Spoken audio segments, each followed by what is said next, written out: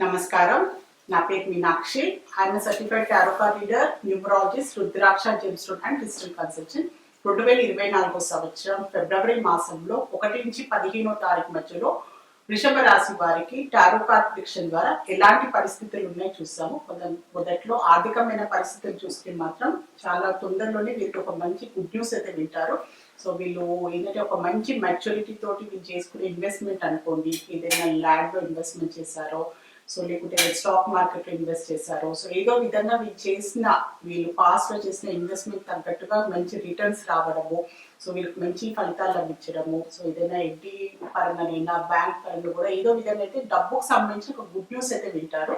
So వీళ్ళకి మంచి interest అనుకోండి, సో ఏదో ఒక ప్రాఫిట్ పరంగానైతే సో వీళ్ళు ఆశించిన దానికన్నా కొంచెం రెట్టింపుగా వీళ్ళకి ఆర్థికమైన డబ్బు పరమైన సో లాభం చేకూర్చడము, దానివల్ల సో చాలా ఎంతో సంతోషంగా అయితే ఫీల్ అవుతారు. సో ఈ మొదటి 2 వారాలతో ఆర్థికమైన ఒక మంచి గుడ్ న్యూస్ వినే అవకాశాలు అయితే చాలా కనిపిస్తున్నాయి వృషభ రాశి వారికి. సో వ్యాపార పరంగా చూస్తే మాత్రం కొన్ని ఇంపార్టెంట్ నిర్ణయాలు అయితే తీసుకోవాలి వీళ్ళు వ్యాపార పరంగా. సో వ్యాపారాన్ని దాన్ని ఇంకా ఏంటంటే ఎక్స్పాండ్ చేయాలనో, సో దానికి తగ్గట్టుగా ఏమైనా ఇన్వెస్ట్మెంట్ చేయాలనో, సో దాని తగ్గట్టు కొన్ని నిర్ణయాలు తీసుకోవాలి. కానీ నిర్ణయాలు తీసుకోవట్లేదు, చాలా రోజుల నుంచి కాంప్రమైజ్ అవుతున్నట్టయితే కనిపిస్తున్నారు, చాలా రోజుల నుంచి అంటే అడ్జస్ట్ చేసుకొని ముందుకు వెళ్తున్నట్టయితే కనిపిస్తుంది. కానీ తొందరలోనే ఖచ్చితంగా మీ బిజినెస్ డెవలప్మెంట్ కావాలి, వృద్ధి చెందాలి అంటే ఖచ్చితంగా ఇంకా ఇగ్నోర్ చేయకుండా మీరు నిర్ణయం అయితే తీసుకోండి. ఇప్పుడైతే నిర్ణయం తీసుకోలేని పరిస్థితులు అయితే కనిపిస్తుంది, కన్ఫ్యూజన్ కనిపిస్తుంది, భయం కనిపిస్తుంది. సో ఈ స్టెప్ తీసుకుంటే ఖచ్చితంగా అంటే ఇన్వెస్ట్మెంట్ చేయాలన్నా, సో బిజినెస్ పరంగా ఏదైనా కొత్తగా మీరు ఎక్స్పాండ్ చేయాలనుకున్నా, సో కొన్ని అలాంటి ఇంపార్టెంట్ మీ బిజినెస్ సంబంధించిన నిర్ణయాలకు సంబంధించి అయితే టెన్షన్ పడుతున్నారు. సో అది తీసుకోవాలా లేదా అనే ఒక పరిస్థితి అయితే కనిపిస్తుంది. సో తొందరలోనే మంచి ఒక సజెషన్ తీసుకొని మీరు బిజినెస్ పరంగా మంచి నిర్ణయం తీసుకుంటే అయితే బాగుంటుంది. సో జాబ్ పరంగా చూస్తే మాత్రం కూడా మీరు ఏంటంటే ఇంకా ఫర్దర్ గా వీళ్ళ జాబ్ పరంగా ఇప్పుడున్న జాబ్ లో కొంతమందికి ఏంటంటే ఇంకా బెటర్ జాబ్ కోసము అవకాశాలు ఉన్నాయా అనే ఆలోచనలు కూడా కనిపిస్తున్నాయి అనమాట.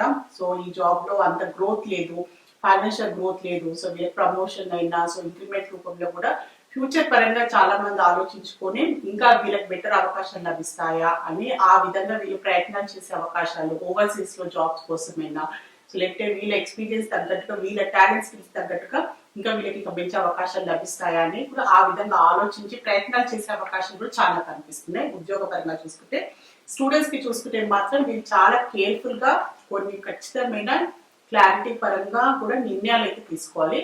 సో వాళ్ళ చదువుకు సంబంధించి అనుకోండి, సో లేకపోతే ఏదైనా కోర్స్ జాయిన్ కావాలా, సో ఏదైనా కాలేజ్లో అడ్మిషన్ తీసుకోవాలా, సో దానికి తగ్గట్టుగా వీళ్ళ సొంతంగా ఆలోచించుకొని సో వీళ్ళకి ఏది కరెక్ట్, వీళ్ళు దేనికి న్యాయం చేయగలరు, వీళ్ళ ప్యాషన్ అండ్ ఇంట్రెస్ట్ తగ్గట్టుగా వీరు ఎడ్యుకేషన్ పరంగా స్ట్రిక్ట్ గా నిర్ణయం తీసుకొని సో క్లారిటీగా నిర్ణయం తీసుకుంటే బాగుంటుంది.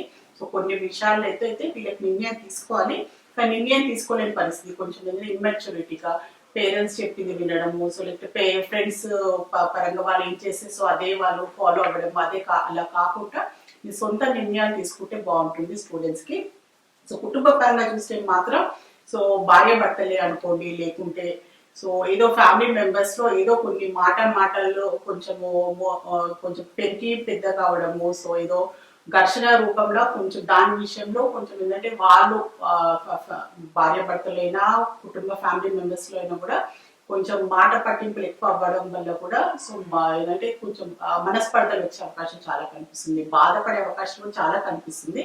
సో చిన్న విషయాన్ని దాని ఒక పెద్ద రాదంతం చేశామా, అనవసరంగా దీన్ని అక్కడిని మనం ఇగ్నోర్ చేస్తే బాగుంటుంది అని అలాంటి భావన కూడా కనిపిస్తుంది. కానీ సడన్ గా అనుకోకుండా ఏదో చిన్న విషయాన్ని వాళ్ళు ఏదో ఒక మాట అనుకుంటూ అది చాలా పెద్దగా అయిపోవడము, సో దానివల్ల ఏంటంటే వాళ్ళ రిలేషన్షిప్ పరంగా కూడా కొంచెం వాళ్ళు దెబ్బతిన్నట్టు, సో ముందట్లాగా సరిగ్గా మాట్లాడుకోవట్లేదు అని అలాంటి ఫీలింగ్ భావన కూడా కనిపిస్తుంది. హార్ట్ బ్రేక్ అంటే తన పార్ట్నర్ అయినా సో స్పౌస్ అయినా అలాంటి మాటలు అంటారా అని కొంచెం అలాంటి బాధపడుతున్నట్టు కూడా చాలా కనిపిస్తుంది. సో ఎక్స్పెక్ట్ చెయ్యకుండా సడన్ గా అయినా ఒక ఘర్షణ వల్ల కూడా వాళ్ళు ఎంతో బాధపడుతున్నట్టయితే కనిపిస్తుంది. అలాంటి పరిస్థితులు వచ్చే అవకాశం ఉంది కనుక జాగ్రత్తగా ఉండండి అని చెప్పడమే మా మెయిన్ ఉద్దేశం. సో ఎందుకంటే ఇలా అవుతుంది అని కాదు, కానీ అలాంటి అయ్యే అవకాశాలు ఉంటే మీరు తెలుసుకొని జాగ్రత్త పడి సో మీ కుటుంబ పరంగా మీ లైఫ్ ని చాలా కేర్ఫుల్ గా ప్లాన్ చేసుకుంటారని చెప్పడానికి మేము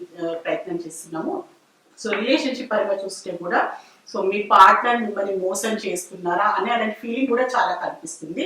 సో ఎందుకంటే మీ ఏదైనా కొన్ని ఇంపార్టెంట్ విషయాలైనా సో ఫ్యూచర్ పరంగా మీరు డిస్కస్ చేస్తున్నారు దాన్ని ఇగ్నోర్ చేయడము, సో దాన్ని లైట్ గా తీసుకోవడము, సో ఇలా ఏదో టైం పాస్ చేస్తున్నారా, నా ముంగట ఏదో యాక్టింగ్ చేసి వేరే విధంగా ఉన్నారా అని అలాంటి ఆలోచనలు అలాంటి అనుమానాలు కూడా వచ్చే అవకాశాలు ఉన్నాయి. ఎందుకంటే వారు చేసే వాళ్ళ వ్యవహారం అనుకోండి, వాళ్ళు చేసే బిహేవియర్ పరంగా కూడా మీకు అలాంటి అనుమానం వచ్చే అవకాశాలు కూడా కనిపిస్తుంది. అది మీరు కూడా ఉండొచ్చు, సో మీ పార్ట్నర్ కూడా ఉండొచ్చు.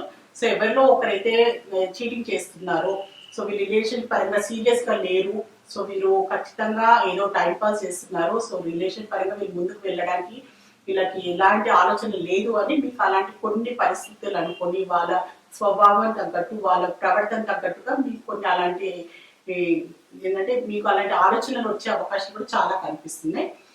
హెల్త్ పరంగా చూస్తే మాత్రం మీరు కొంచెం తలకు సంబంధించిన ఇష్యూస్ వచ్చే చాలా కనిపిస్తుంది అనమాట. సో ఓవర్ థింకింగ్ అనుకోండి, మైగ్రేన్ హెడేక్ అనుకోండి, సో చాలా మంది బాధపడుతుంటారు కదా ఈ కాలంలో మైగ్రేన్ హెడేక్ వల్ల, తలపోటు వల్ల కూడా, సో ఏంటంటే కోల్డ్ వల్ల కూడా వీళ్ళకి తలకు సంబంధించి చాలా ఇబ్బందులు వస్తాయి. సో దాంతోపాటు వీళ్ళకి తలకు సంబంధించిన చిన్నపాటి ఏదైనా దెబ్బలు తాకే అవకాశాలు కూడా చాలా కనిపిస్తున్నాయి. కనుక మీకు తలకు సంబంధించిన ఇష్యూస్ రాకుండా సో ఆల్రెడీ మీరు ఏదైనా హెల్త్ రిలేటెడ్ ప్రాబ్లమ్స్ కూడా ఫేస్ చేసినా కూడా దానికి తగ్గట్టుగా మీ ట్రీట్మెంట్ అయినా మెడికేషన్ అయినా కేర్ తీసుకోవాల్సిన అవసరం అయితే చాలా ఉంది. సో వృషభ రాశిలో వారికి కృతికా నక్షత్రం జన్మించిన వారికి ఏంజల్స్ వారు ఒక మంచి అడ్వైస్ కార్డు తీశాము.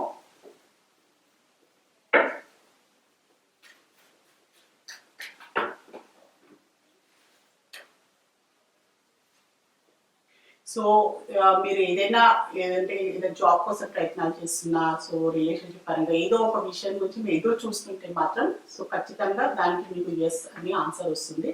సో చాలా పాజిటివ్ రిజల్ట్ అయితే వస్తుంది మీకు.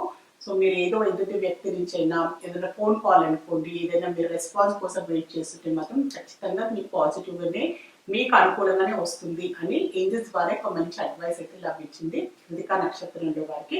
సో వృషభ రాశిలో రోహిణి నక్షత్రంలో జన్మించిన వారికి ఏంజల్స్ వారు ఒక మంచి అడ్వైస్ కార్డు అయితే తీస్తాము.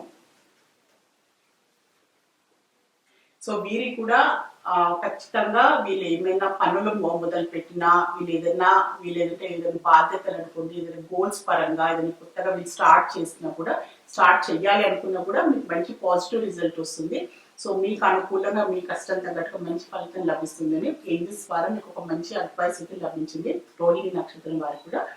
సో వృషభ రాశిలో మృగశిర నక్షత్రంలో జన్మించిన వారికి ఏంజల్స్ ద్వారా ఒక మంచి అడ్వైస్ కార్డు అయితే తీసాము.